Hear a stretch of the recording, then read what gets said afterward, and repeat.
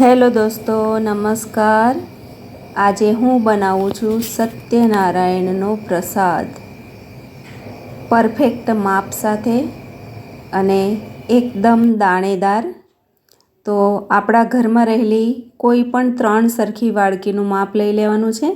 તો એમાં મેં 1 વાડકી રવો, 1 વાડકી ઓગાળેલું ઘી અને 1 વાડકી ખાંડ, ત્રણેય વાડકી એક સરખી છે એટલે એક સરખું માપ લેવાનું છે. અને એમાં શીરામાં નાખવા માટે સૂકો મેવો એમાં મેં લીધું છે કાજુ, બદામ, પિસ્તા અને દ્રાક્ષ. અને દૂધમાં મેં કેસરના તાંતણા નાખી દીધા છે અને ઉકાળી લીધું છે, એ પણ પરફેક્ટ માપ સાથે. તો સૌપ્રથમ આપણે ઘી નાખી દેવાનું છે અને ગરમ ગરમ ઘીમાં જ આપણે રવો એડ કરવાનો છે. તમારા ઘરમાં રવો હોય તો રવો અને સૂજી હોય તો સૂજી, જે પણ હોય એનો તમે બનાવી શકો છો. તો બંને સરખા માપનું ઘી અને રવો બે એડ કરી દીધું છે. હવે જેમ જેમ રવો શેકાતો જશે એમ ફૂલતો જશે. દેખો ફૂલવા લાગ્યો છે. તો ધીમે ધીમે આપણે હલાવતા રહેવાનું છે અને રવો સરસ ફૂલી અને દાણા દેખાઈ રહ્યા છે. તો આ રીતે ગુલાબી કલરનું થાય ત્યાં સુધી આપણે શેકતા રહેવાનું છે. જેમ જેમ શેકાશે એમ સાઈડ પરથી ઘી પણ છૂટું પડેલું દેખાશે. તો દેખો ઘી દેખાવા લાગ્યું છે. એનો મતલબ કે રવો શેકાઈ ગયો છે અને આખા ઘરમાં રવો શેકાવાની સુગંધ પણ આવતી હોય છે. ઘીમાં શેકીએ છીએ એટલે બહુ સરસ સુગંધ આવતી હોય છે. એટલે આ દેખાઈ રહ્યું છે સાઈડ પરથી ઘી છૂટું પડી ગયું છે. તો આ સમયે આપણે એમાં દૂધ એડ કરીશું. એટલે દેખો કલર પણ ચેન્જ થઈ ગયો છે. બહુ વધારે પડતું નથી શેકવાનું.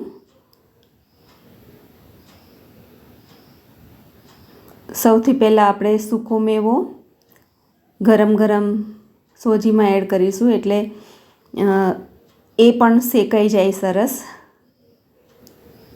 એટલે એને અલગથી શેકવાની જરૂર નહીં પડે, કેમ કે ગરમ ઘી અને ગરમ રવો એમાં સરસ રીતે શેકાઈ જશે. એટલે થોડી ક્ષણો માટે આપણે આ રીતે શેકી લેવાનું છે. હવે જે વાડકીનું આપણે માપ લીધું છે એ જ વાડકીનું 3 ગણું દૂધ એડ કરવાનું છે અને ધીમે ધીમે હલાવતા હલાવતા દૂધ એડ કરવાનું છે. કેમ કે સત્યનારાયણના પ્રસાદમાં હંમેશા ઘી અને દૂધ જ હોય છે. તો આપણે દૂધ 3 ગણું એટલે 3 વાડકી આપણે એડ કરવાનું છે. અને મેં ઉકાળી અને કેસરના તાંતણા નાખી અને રાખ્યું હતું.